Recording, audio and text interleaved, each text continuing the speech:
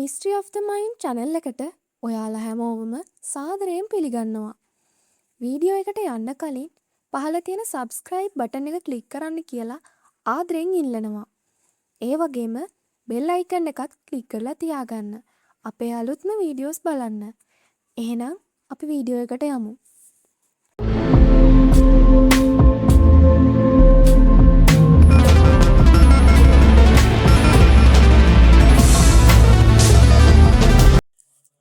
ඇයි සමහර අවුරුදු වලට ලෝකයේ සමහර රටවල් ගම් වතුරෙන් යට වෙන්නේ? තවත් සමහර රටවල් දැඩි නියඟයකට මුහුණ දෙන්නේ. ඒ වගේම සමහර අවුරුදු වල කුණාටු සංඛ්‍යාව අසාමාන්‍ය ලෙස වැඩි වෙන්නේ ඇයි? මේ හැමදේම හම්බයක්ද? එහෙම නැත්නම් මේ හැමදේම පාලනය කරන සැඟවුණු බලවේගයක් තියෙනවද? ඇත්තටම මේ හැමදේම පිටුපස තියෙන්නේ පැසිෆික් සාගරයේ සිදුවන පුංචි වෙනසක්. ඒ වෙනස ලෝකයේ කාලගුණයම වෙනස් කරන්න තරම් බලවත්. අද අපි කතා කරන්නේ එල් නිනෝ සහ ලා නිනා ගැන. එල් නිනෝ සහ ලා නිනා තේරුම් ගන්න කලින් අපි සාමාන්‍ය තත්ත්වයේ පැසිෆික් සාගරයේ මොකද වෙන්නේ කියලා බලමු. ට්‍රේඩ් වින්ඩ්ස් කියන සුළං නැගෙනහිර සිට බටහිරට හමනවා. ඒ කියන්නේ දකුණු ඇමරිකාව පැත්තෙන් ඕස්ට්‍රේලියාව පැත්තට. මේ සුළං මුහුදේ මතුපිට තියෙන උණුසුම් ජලය බටහිර පැත්තට තල්ලු කරනවා. ඒ නිසා ඕස්ට්‍රේලියාව සහ ඉන්දුනීසියාව පැත්තේ මුහුද උණුසුම් වෙනවා.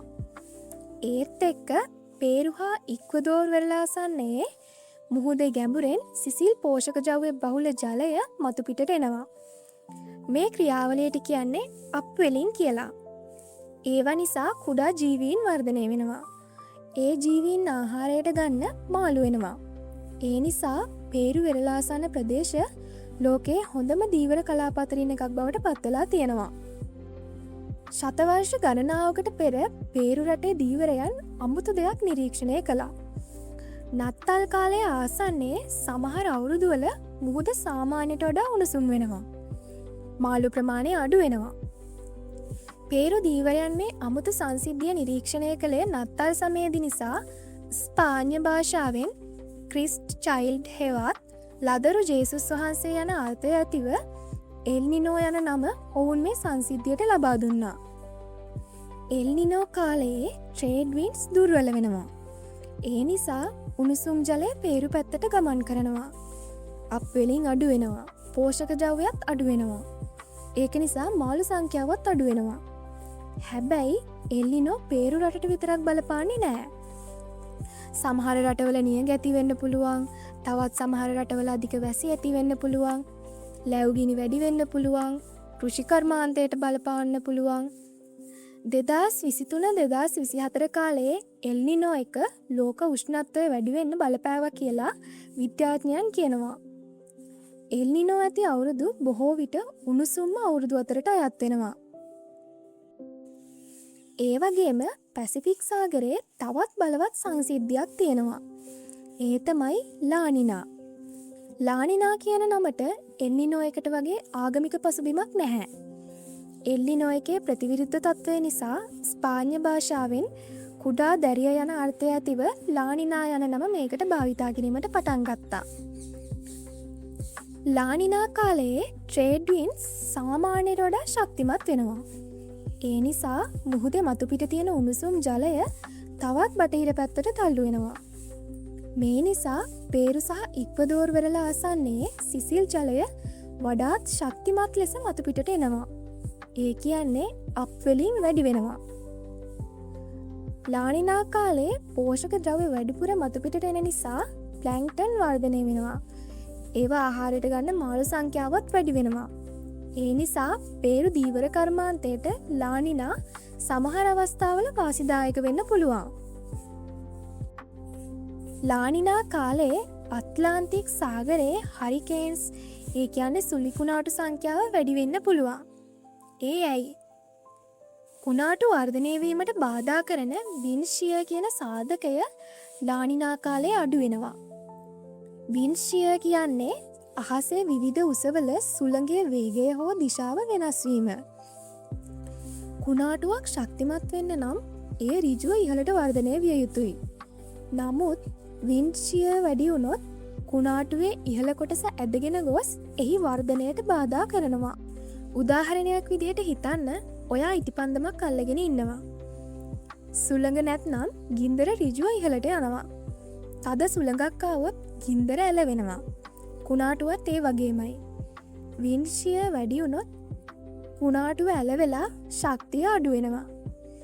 ලානිනා කාලයේදී අත්ලාන්තික් සාගරයේ වින්ෂිය සාමාන්‍යයෙන් අඩුවෙන නිසා හරිකේන්ස් වර්ධනය වීමට වඩාත් හිතකර තත්ත්වයක් ඇතිවෙනවා. ඒ වගේම එල්නිනෝ කාලයේදී මේ වින්ෂිය වැඩිවෙන නිසා අත්ලාන්තික් හරිකේන්ස් වර්ධනය වීමට බාධා වෙනවා. 2020 අත්ලාන්තික් හරිකේන් සීසන් එකේ නම් කරපු කුණාටු 30ක් වාර්තා වුණා. ඒ කාලයේ ලානිනා තත්ත්වයක් පැවතුණා. ඕස්ට්‍රේලියා සහ ඉන්දුනීසියාවලට නම් ලානිනා හැමවෙලේම හොඳ ආරංචියක් නෙවෙයි. මේ කාලේ අධික වැසි ඇතිවෙන්න පුළුවන්. ගං වතුර ඇතිවෙන්න පුළුවන්. නායයෑම ඇතිවෙන්නත් පුළුවන්. 2021 සහ 2022 වසරවල ඕස්ට්‍රේලියාවේ ඇති වූ විශාල ගං වතුර සඳහා ලානිනා බලපෑ බව විද්‍යාඥයන් පෙන්වා දී තිබෙනවා. එල්නිනෝ කාලයේදී ට්‍රේඩ් වින්ඩ්ස් දුර්වල වෙනවා. පේරු මුහුද උණුසුම් වෙනවා. අප්පෙලින් අඩු වෙනවා. පේරු දීවර කර්මාන්තයට බලපෑම් ඇති වෙනවා. ඕස්ට්‍රේලියාවේ නියඟ ඇති වෙනවා. ඒ වගේම අත්ලාන්තික් හරිකේන්ස් අඩු වෙනවා. ඒත් ලානිනා එකේදී වෙන්නේ ඒකේ අනිත් පැත්ත. ට්‍රේඩ් වින්ඩ්ස් ශක්තිමත් වෙනවා. පේරු මුහුද සිසිල් වෙනවා. අප්පෙලින් වැඩි වෙනවා. පේරු දීවර කර්මාන්තයට හොඳ කාලයක් යනවා. ඒත් ඕස්ට්‍රේලියාවට අධික වැසි ඇති වෙනවා සහ අත්ලාන්තික් හරිකේන්ස් වැඩි වෙනවා.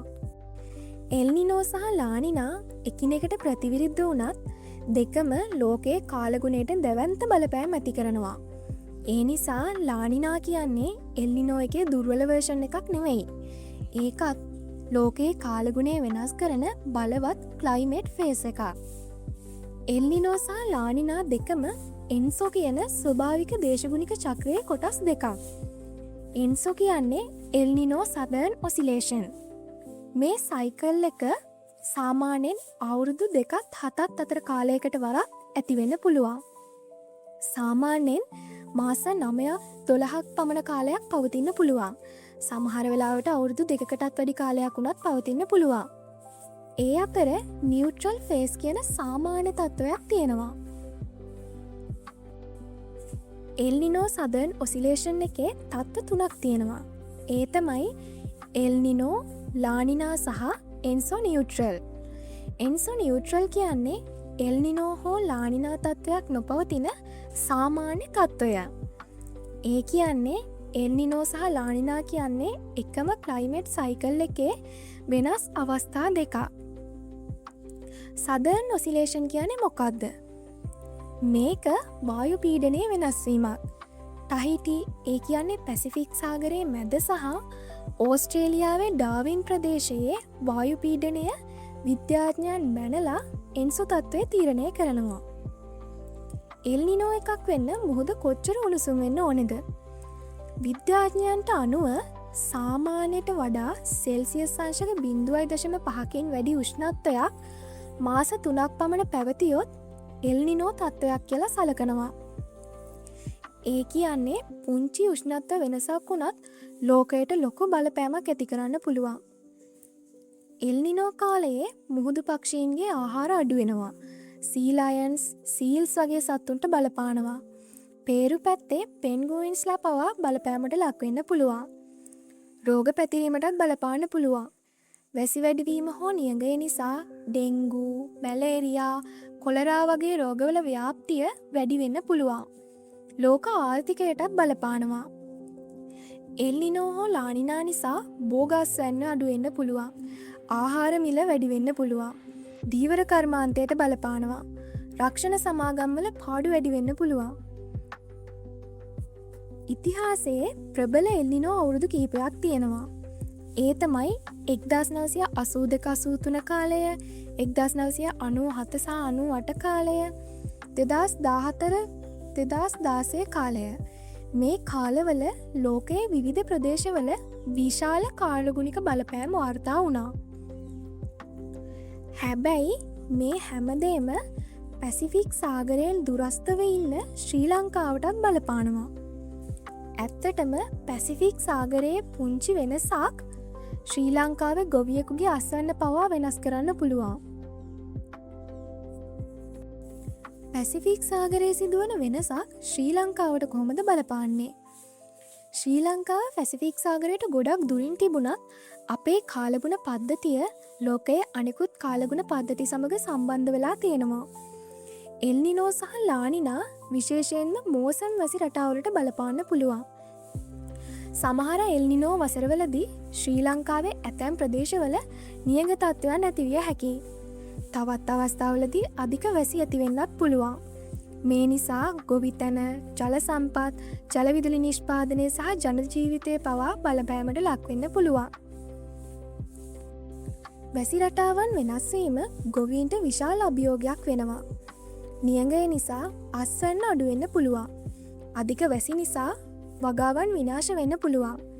මේ බලපෑම් ආහාර මිල ගණන් වලටත් බලපාන්න පුළුවන්. ඒ කියන්නේ පැසිෆික් සාගරයේ සිදුවන වෙනසක් අපේ දෛනික ජීවිතයටත් බලපාන්න පුළුවන්.